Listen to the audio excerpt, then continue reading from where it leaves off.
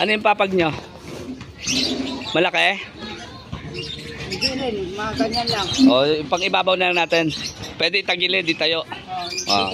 Sige po. Umiiyak si Kaidel. Masyadong memorable talaga itong bahay na to. 22 years. Ay, naiiyak. Isa ka na kanina, ha? Ilang years ka dito? 22 years. Tapos yung anak niya nga, nabanggit niya sa akin. At, yun. Yung katawan ko, kasi maaga ako nagising, pinagandaan ko tong paglilipat na to. Dahil usapan na namin to, 2 weeks na. Tapos maaga ako nagising para hindi ako mabitin sa kanila. 9 pa siya dumating. Ngayon, parang tinamad yung katawan ko. Tapos, nung nasa jeep na kami, nasa loob na kami ni COVID, yun, nagkwento siya na nangyari. Dito, nawala yung 4 niyang anak.